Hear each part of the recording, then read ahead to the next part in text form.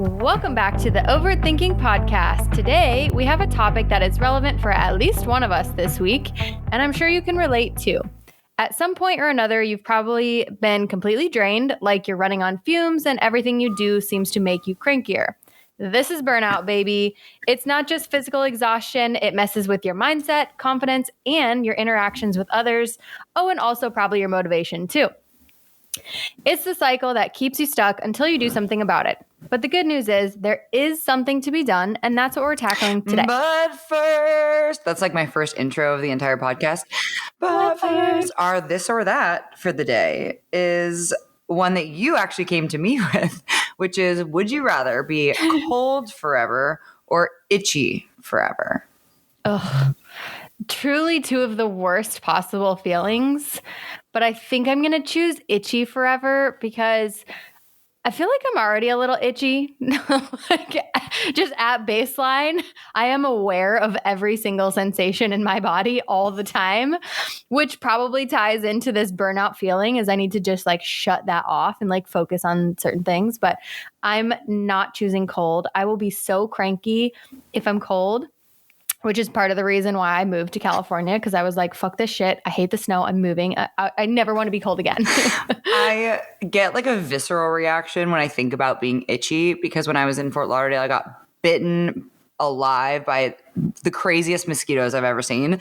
And it happened then. Yep. And the only time I ever went to Tulum. And those two times were the worst trips of my life, because I can remember just like waking up ravenously, like scratching at your skin, which is like the grossest sound. It's the grossest feeling. So I think I would say cold forever as I moved to Chicago.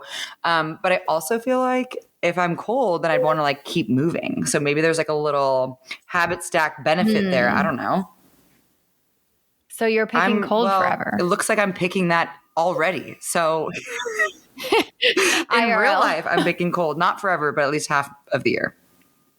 They say half, but it's really 2/3. Well, they're liars in Chicago. Honestly, the Midwest is so chaotic. I can't tell if I feel sorry for you or I'm excited for you, because like some of the Midwest weather is actually like really fun. Like I miss thunderstorms so much. But you know, especially going to the windy city. I think wind is actually my least favorite weather. Literally, when we were talking about this or that, I was thinking we got to throw windy with lip gloss on and your hair down. Oh my God. Lip gloss is off of your list. Like you're never allowed to wear that again in the windy city. Anyone listening to this ever give me lip gloss, it's going to be a hard no. It's Aquaphor forever. But I think it's worth it for us to talk about why being overstimulated does come down to not just like how we perceive the world, but also how like biologically what happens in our body when our nervous system feels tapped. And like, why does that matter on this podcast when we're talking about body recomposition and fueling for performance and, you know, being strong and finding balance. So why does this whole nervous system thing feel important? And what is it? So the nervous system is the kind of the body's command center. So it controls everything from how you think, how you move, how you respond to stress. But that's why we can get really stuck, because when we're stuck in fight or flight too long, it leaves you feeling wired and tired, exhausted, kind of stuck in those plateau times where you're like, I just don't want to go up 5 pounds. And sometimes you can feel this when you're like waking up after sleeping a full night, full 8 hours, and you still feel sleepy or cranky. This also manifests with snapping at people, like you were talking about, just having like short patience, just being really edgy, kind of feeling like you're never really on track. You just feel like blah. You know? So, and that's why we're learning to regulate it, because we don't want to live in those times. And in fact, we actually want to use those times where we feel super burnt out and like blah to be a catalyst for finding the right next step. So, and you should be able to choose how you feel with the energy you have. And so in this episode, we're going to teach you how to actually take control of your nervous system, how to be in the driver's seat, even when you feel like absolute dog crap. And these are all super actionable, simple things you can do. They really just take awareness, and they take buy-in. Like you have to be willing to like try it once, and then you feel it, and then you're off to the races. But I'd love to hear from you if there's any, you know, clients you've worked with in the past or situations in the past that you've noticed this being an obstacle for clients.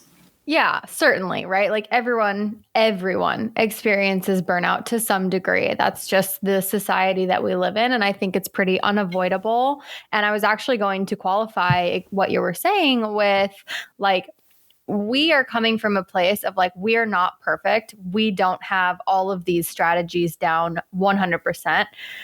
We, people who experience overstimulation and burnout, have constantly tried to find ways that we can recenter ourselves, whether that's a vacation or meditation or whatever, all the tips that we're going to get into today. But this is mostly like us as coaches, like working with so many women, having to find solutions. Like I think of us as coaches as problem solvers. Like that's my skill. That's what I'm good at, is I'm good at finding solutions to problems. I may not have the most perfect answer.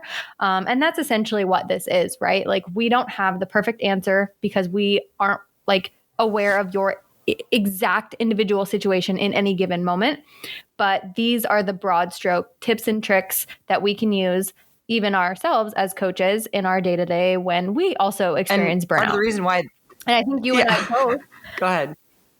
Sorry. I was going to say the reason why this is the podcast episode for this week is because we both fucking needed it.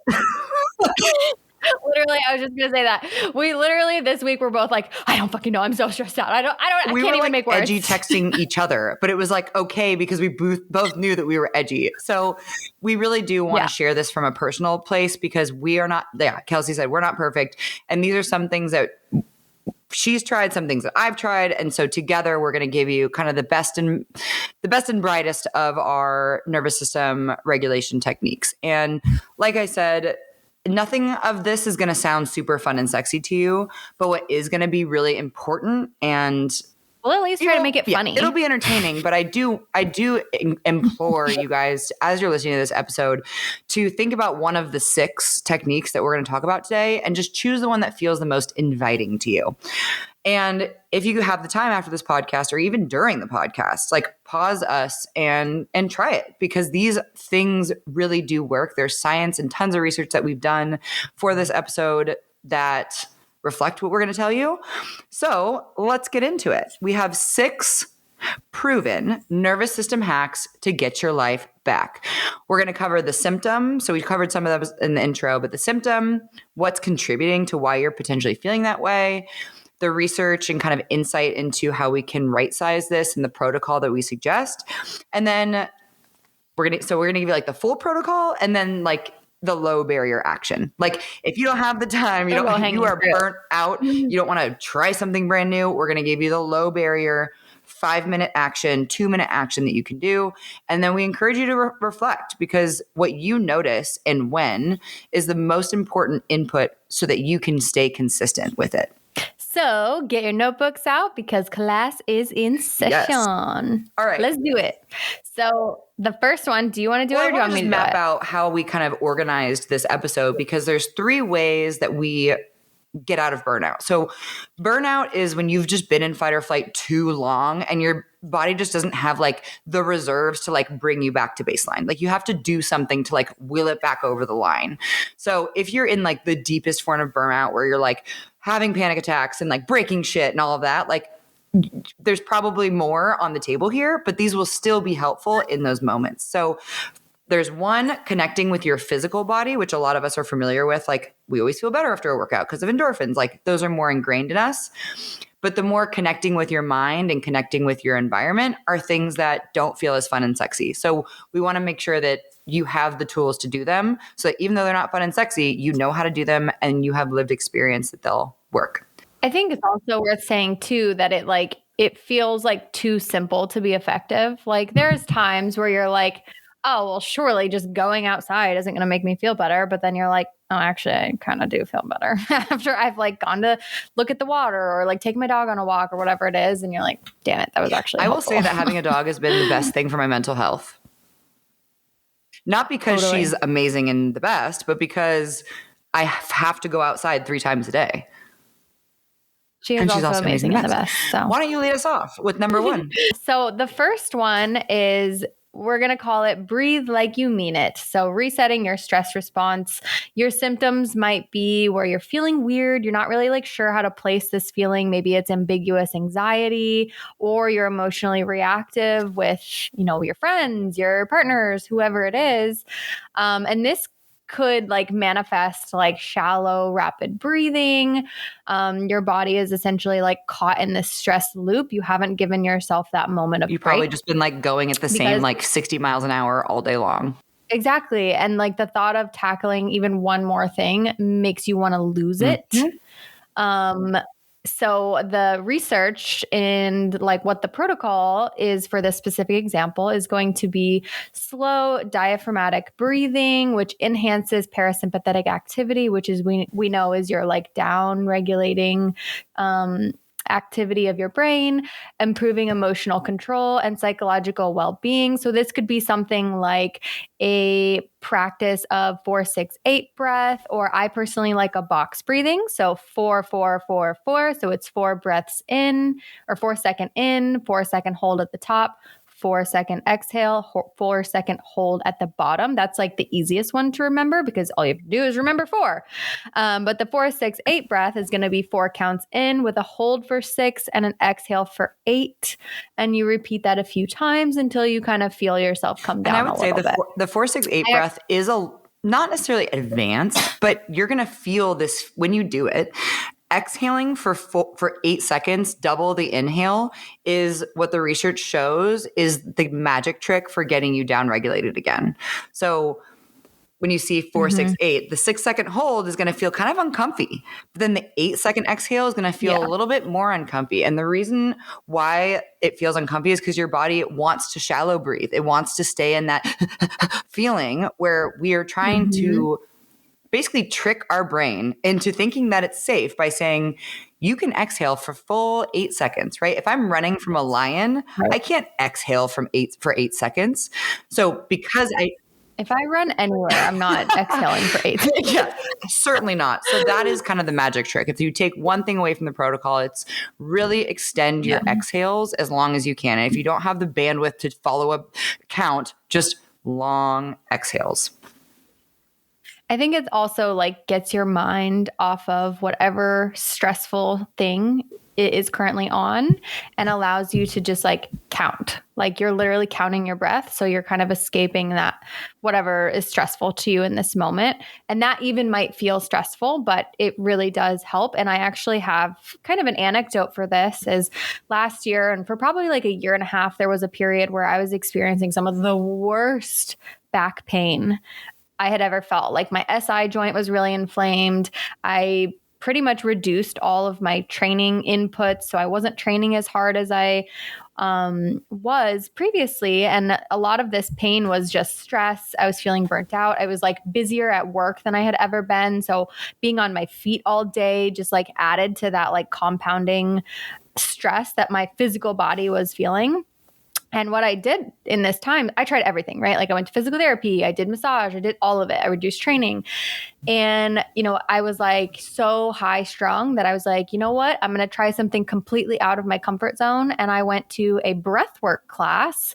So it was 60 minutes of just breathing, which sounds simple, but it was like actual work. So you do like deep belly breath.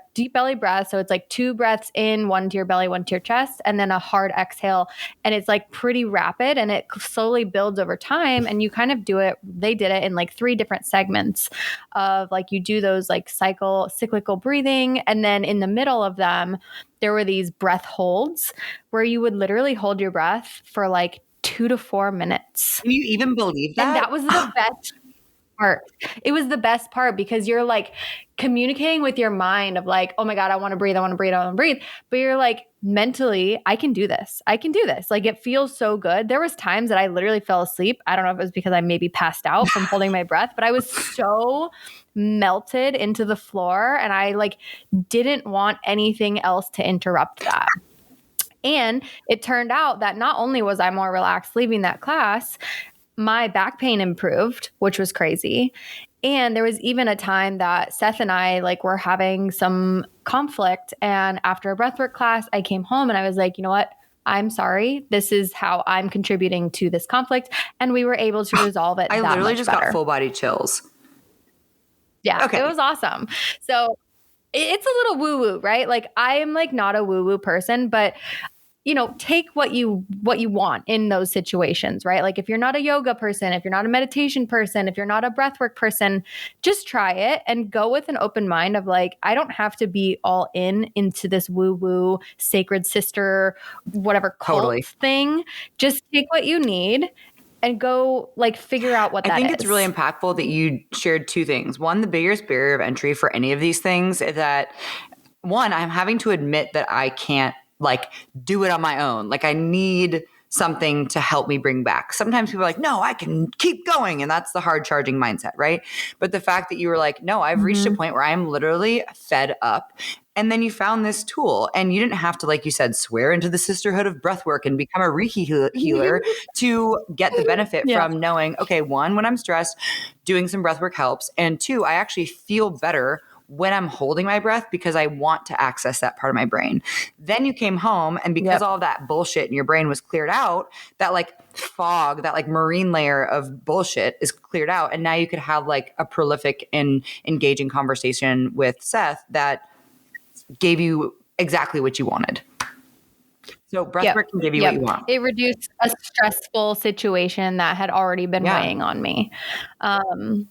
So the low barrier to action, obviously, if you don't have time to add a whole 60-minute breath work to your routine, the low barrier, the low hanging fruit is going to be maybe just pause, do a couple rounds of box breathing, set a timer for 2 minutes, maybe like right when you wake up and you pour yourself a cup of coffee and you go like sit in your little corner or wherever you like to drink coffee and just set that timer for like 2 to 3 minutes. Do a couple rounds of box breathing or the 4-6-8 breathing and see how you feel. Maybe like journal about it, write it down, text a friend, comment to one of us, and just reflect on it. See if you have a calmer mind, if it reduces any stress. I've been wavering the pendulum back and forth between manic apocalyptic freakout and really calm and regulated. And I will say, the reason why we put this first is because if you don't listen to this whole podcast, this is exactly what I want you to be doing. Like, breathing is free. We do it automatically. But when you bring intention and pay for things that you already do automatically, but do them better, what's better than that? And second thing of kind of connecting with your physical body is move to improve, using exercise to shift your mood. We won't spend too much time on this because everyone who's listening to this has done a workout and felt better after compared to how many workouts you felt like shit after. I can name a few, but not many. Okay. Sure. Symptoms that you're feeling that could identify that you probably need to move your body is mental fog, low energy. I'm going to add bloating. I think that's another big part of this. And then emotional numbness. Like if you just feel like you're blah, like, everything's kind of sedentary. The colors all look the same. Like I just feel kind of foggy. The reason why is because your blood is probably just sitting stagnant in your body from whether it's sedentary from being in meetings or maybe you're having like a tough day and you just want to sit on the couch and veg. There are a lot of times that's going to, been there. But honestly, sometimes you need that. And I'm not going to take away your couch rot. No, I fully believe everyone deserves a couch rot every so often. But if you don't want to sit once a week, but if you don't want to sit in that and you do want to improve your state, then regular exercise reduces. Well, first of all, just getting your body moving is going to help move your blood around, which is going to make you just feel better and take away some of that mental brain fog. But research shows, and we've seen this time and time again, that regular exercise reduces cortisol, which is our stress hormone, and boosts mood-enhancing neurotransmitters. So basically the happy hormones that we get. So endorphins and all the neurotransmitters that keep us engaged and excited and words like dopamine and serotonin you'll hear. But the most important thing is just to engage in a certain amount of time. And research shows that 20 minutes of moderate activity, which could be a brisk walk where you're like really going for it. It could be like an easy lift. It could be a yoga class. Breath work even would fit here for movement and activity. But if you don't have a regular workout routine to lean on and you're feeling these symptoms, now is the time. And it's super simple. 20 minutes. Even if you're not a fitness instructor or fitness professional, you can go on Instagram and choose 3 movements and do them, and you're going to feel better. That's how simple it is. Even if it's like at your desk and you do like 2 rounds of 20 bodyweight squats or whatever. And I think it's so important that you're mentioning this, that even 20 minutes is enough, because I think people tend to fall in that all or nothing mindset of, oh, well, I didn't get a whole workout in today, so I'm basically the worst person to ever exist. Well, no, maybe you should just do a couple things. Even if you can't get to the gym, go for a 10-minute walk during your lunch hour. Do a couple like dips or push-ups on your desk. Do a couple bodyweight squats and just see how you feel, and see if you experience a mood shift or any clarity after that. For all of my desk sedentary workers, let's talk about the 2 things that typically your body needs. Your hips are tight as fuck, and your upper thoracic spine has been curled over.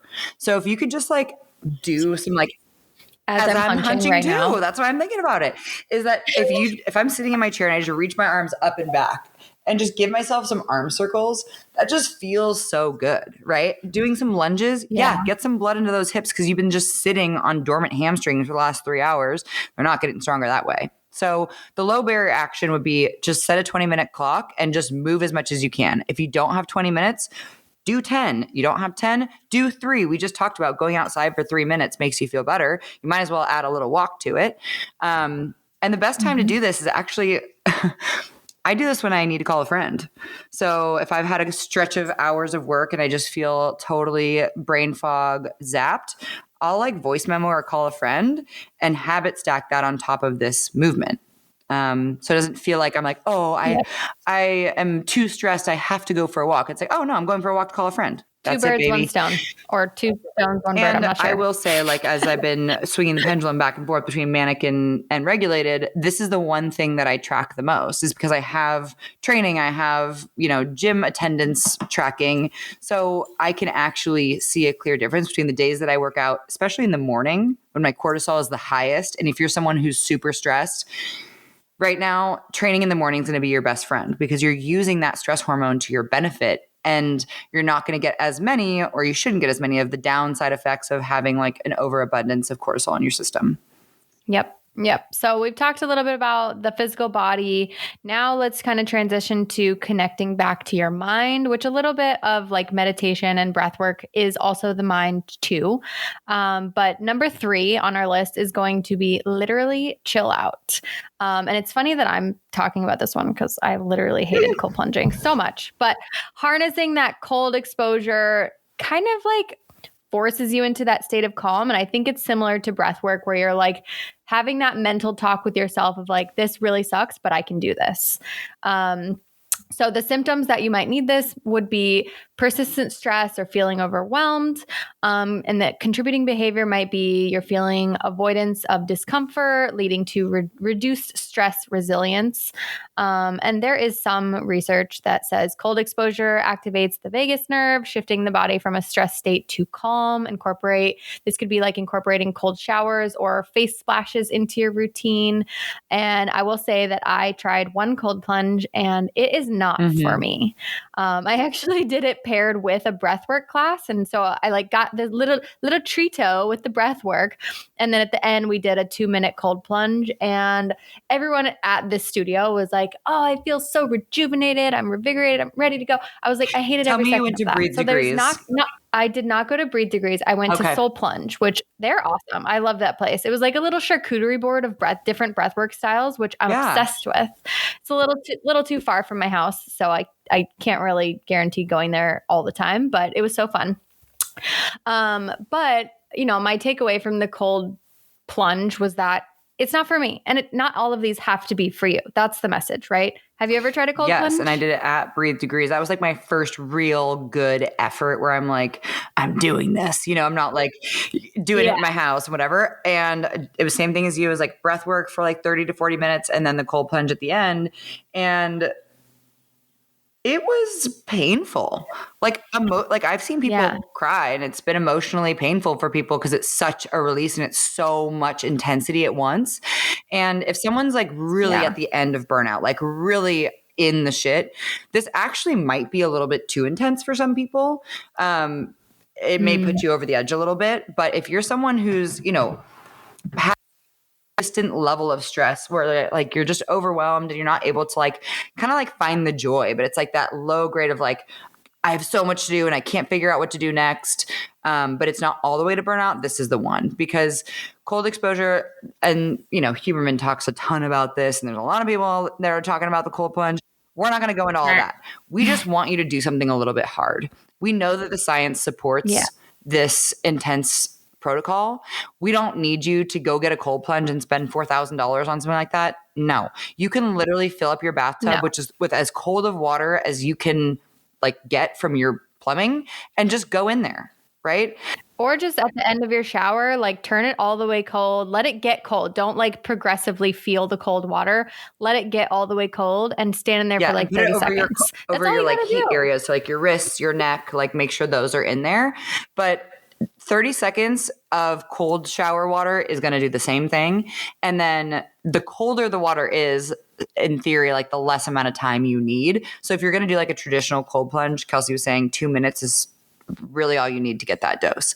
And the protocol that they've done in these classes is like 2-minute plunge, 2-minute hot tub, 1-minute plunge, and then you naturally let yourself kind of defrost and thaw out. If you want the cognitive benefits from cold plunge, which we all do, it's why we're on this podcast, is you don't want to like go heat yourself up in a hot tub after. You want your body to naturally thaw out, because it's bringing your body back to baseline, unless you're doing like the back and forth.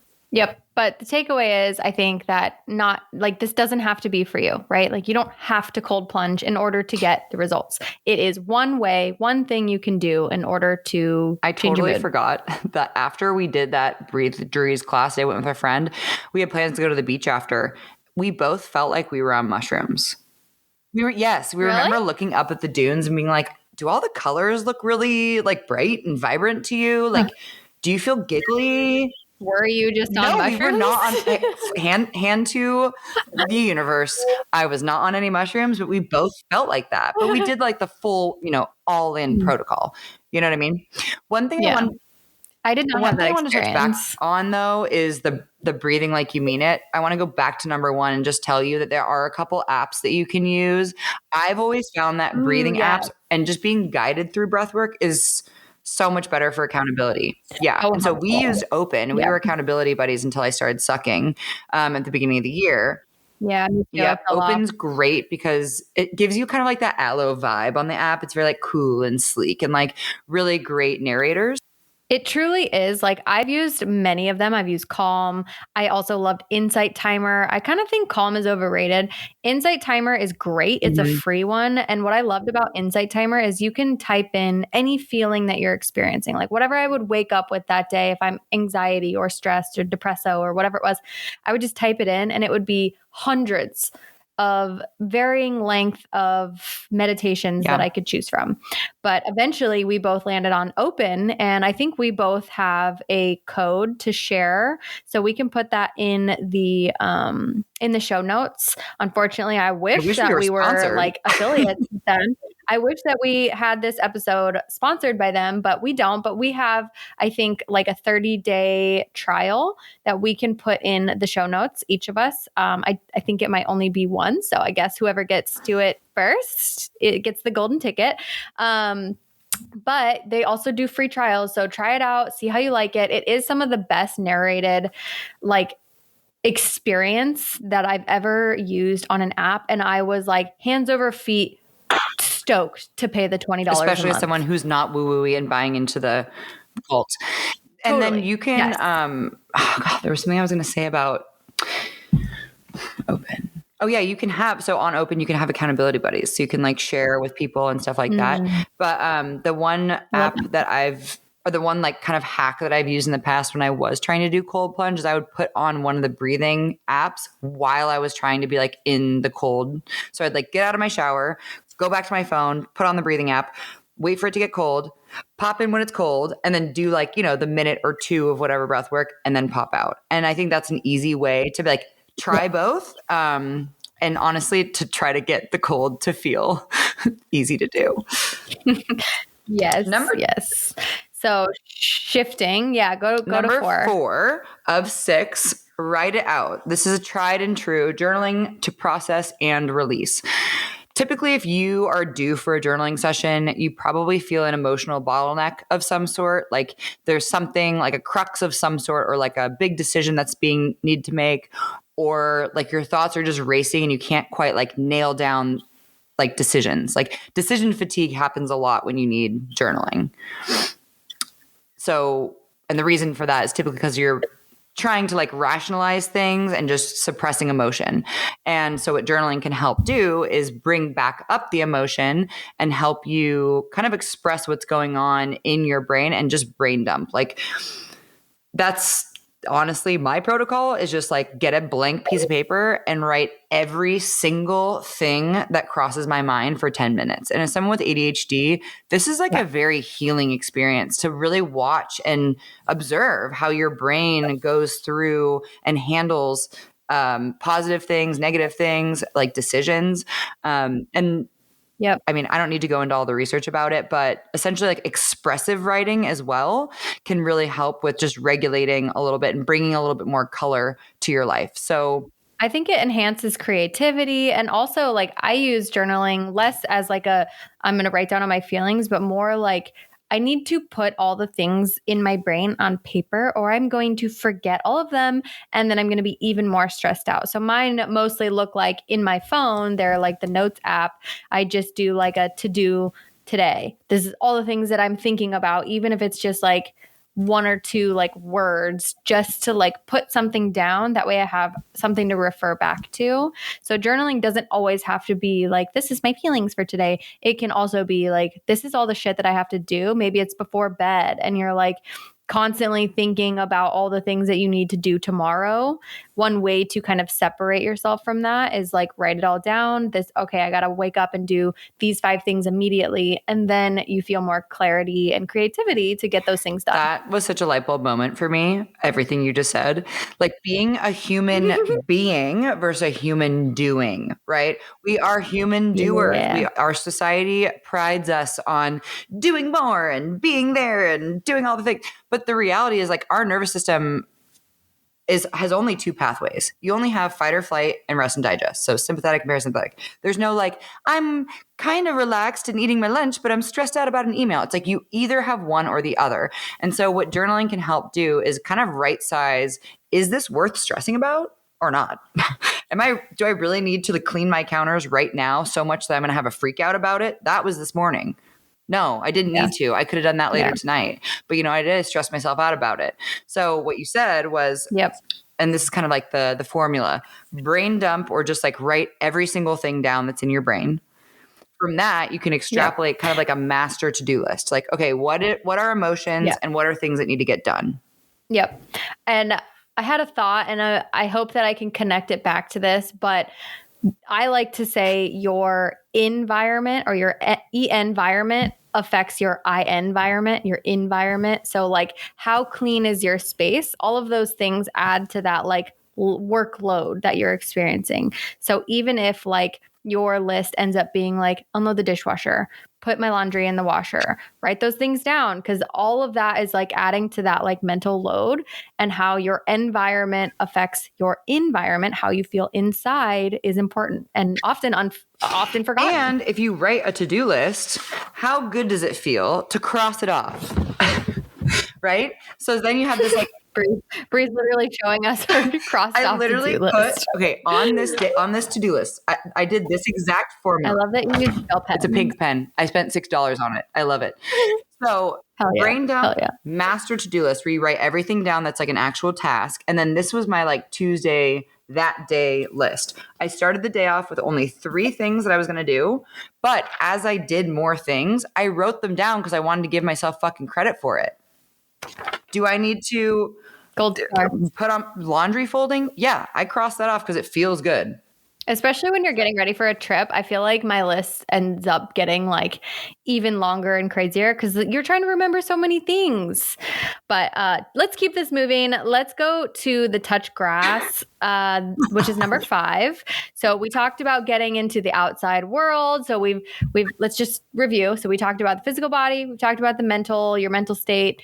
Now we're going to get outside into the world, experiencing nature and others. So number 5 is going to be touching grass. Chelsea's laughing because this is the woo-wooiest of them all.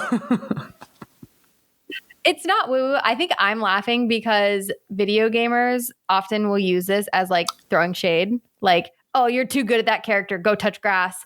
So that's why I'm laughing, because people spend so much time on video games that they're like, you're too good. You need a job. Go touch grass. Get away from this video game. So it's perfect for you to talk about. It's perfect. And it applies to so many things. So basically when we say touch grass, like, go reconnect with nature, go look at the water, go for a hike, take that lunchtime walk, whatever it is. So your symptom might be you're feeling mental fatigue, you have irritability, maybe you just have like a lot on your plate. This could also be provoked by like constant indoor confinement and screen exposure. Like, put your freaking phone down for like 2 minutes. Just go outside. Like, don't look at the sun, but like, look up, look at the sky, look at the grass, look at something other than a screen for 1 minute. I had an iPhone with no case on it for the last month. And yeah, it was the most reckless thing I've done, but it was one thing that I learned so much about myself that I always, like, one hand is always occupied with my phone in it. I didn't put a case on it, so it was super slippery. The number of times I dropped that phone because it's always in my hand, it's like shocking. It's truly shocking. Yeah. Yeah. We have a real problem. So the research basically says spending time in natural environments reduces stress and improves mood. Aim for at least 20 minutes in a natural setting daily if you can. So even things like walking your dog is good, but try to like maybe leave your phone on the kitchen table, and then you can come back to your little big screen, whatever it is. Just take those few minutes to get outside. Even if it's raining, like, go jump in a puddle. That sounds so fun. And it's really good for your eyes to like look far away and then look close and look. So we spend so much of our time like in the 2 feet in front of us. But if you actually just like get outside and like look at the palm trees, if you're in San Diego, look around, look up at the sky, what clouds are around, just bringing your awareness to what's around you can help mitigate stress, because we can realize like whatever me stressing out about cleaning the counters, there's so much world out there outside of my apartment. And I'm sitting over here having a panic attack about my dishes. Go touch grass. Yeah. Go touch grass, says the online gaming community. Number 6, and our last nervous system hack to get your life back is feeling the love. So leveraging social connections for support. Typically, these feeling like you need this if you're feeling a little bit like isolated, maybe kind of down on yourself, emotionally detached from either like your partner or your friends. You're kind of like feeling a little avoidant. Like, that's typically a time where it's like, yeah, you know what? Either one, you need to go be with yourself, but actually with yourself, or go be with people who just provide that extra vibration that you need. So I think we've definitely all been here, especially in the winter months when you're like, I don't want to do anything. And all you want to do is just embrace the gray and play video games, watch a movie or whatever, be by yourself. But even just like calling up your closest friend or calling your parents or your sisters or whatever, just getting those social connections like ultimately makes you better.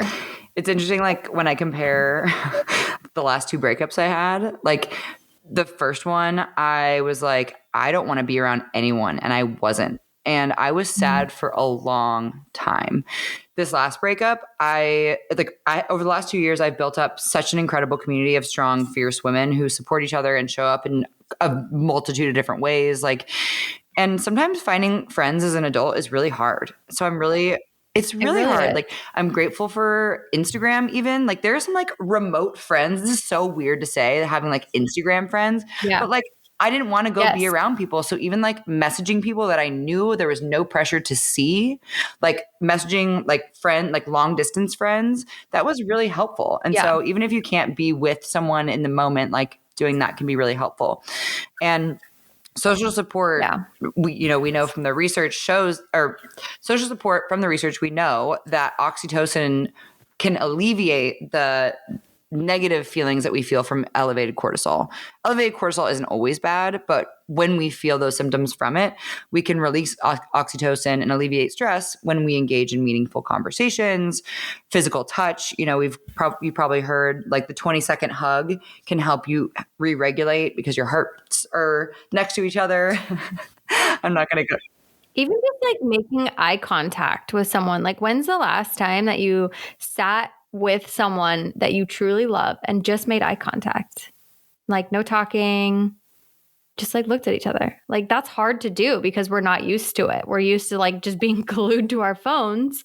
But, it helps you like see them differently and see yourself differently. Like, maybe you have some things that you're avoiding, or now we're getting a little deep for the topic. You were starting to make me emotional. I did this with Marcus Philly, my old boss from functional bodybuilding. We all paired up in a team meeting and I paired up with him and he started tearing up during this like 2-minute exercise where we had to make eye contact the whole time. He started tearing up and they're like, crazy. Whoa, what were you thinking about? He was like, I was thinking about you as like a little girl and like all the like trials and tribulations you must have gone through. And, and I was like, whoa. So like we didn't say anything for 2 minutes and he already felt like intimately, deeply connected to me for like literally no reason. That's really cool. Eyeballs are really cool, man.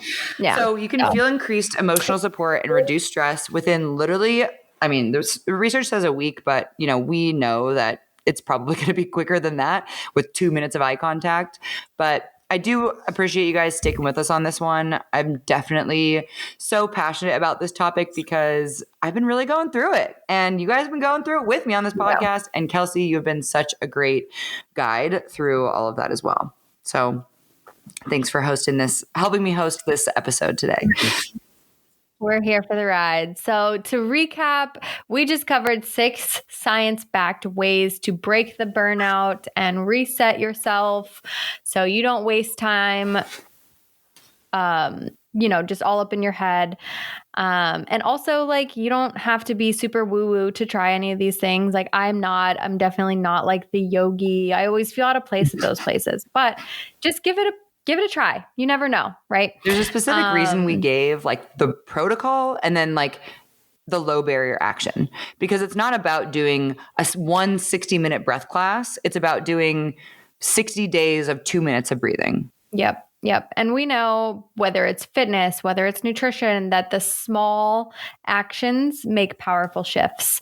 So just try to be consistent in whatever you do. And it only works when you work it. You're worth it.